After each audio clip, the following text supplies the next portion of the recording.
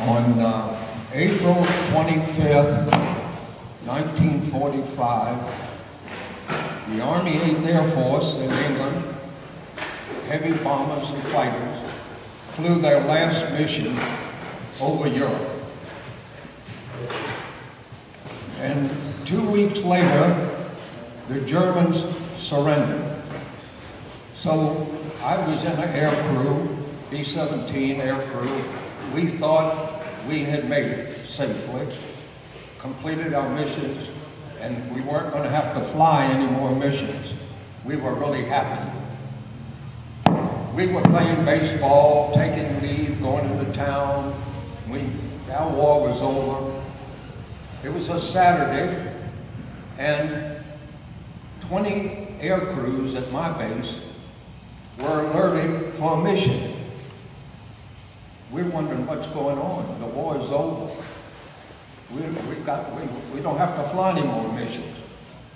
Briefing Sunday morning early. We go to briefing Sunday morning, 20 air crews, minimum air crews. We didn't take their gunners. It was just the pilot, co-pilot, navigator, radio operator, and we didn't take the aerial engineer. We took our crew chief, who knew the B-17 and his airplane from front to back. So if anything happened, we had the crew chief with us. Well, anyway, we didn't know what this mission was. We went to briefing Sunday morning early, very early, and they told us that we were going to fly 200 B-17s, 20 B-17s from each base, 10 air bases of the 1st Air Division, and we were going to, that in Barth, Germany, near Barth, Germany, at Stalag Luff 1 prison camp, we had 6,000 to 7,000 of our Air Force officers in that camp. And I might just digress to say that 50,000 young men left their air base in England to fly a mission and didn't come back.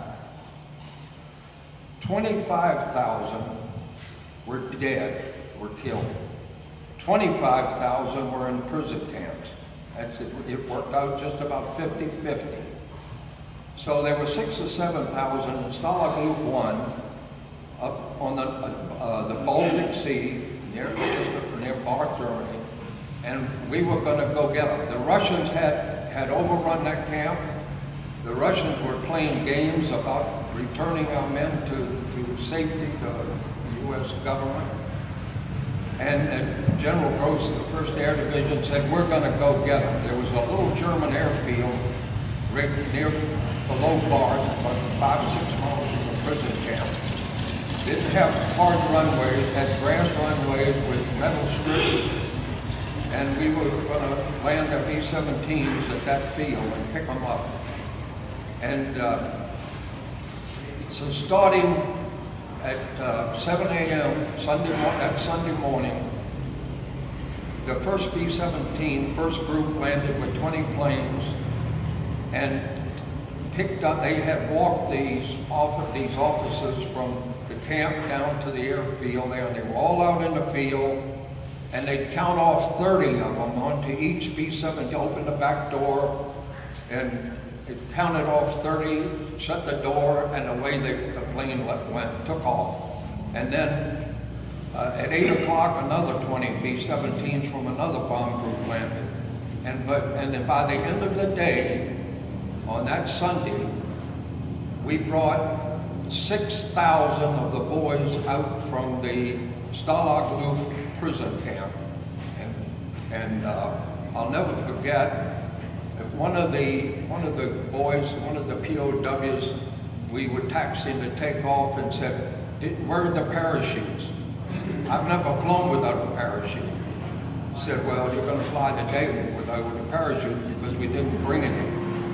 And just want to tell you that the night before we left our base, the mechanics at the field had put plywood in the Bombay area because that's where most of the weight had to go.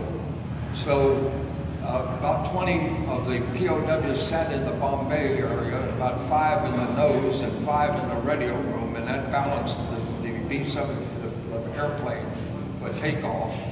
And so, as I say, no parachutes for the POWs, but as far as I know, all 6,000 were brought out that day and flew down to an airfield at Reims in France, where they would be processed to come home. And to me, that mission, that day, with no guns, no flak, no airplane shooting at you, is the one that I remember the most. Thank you very much.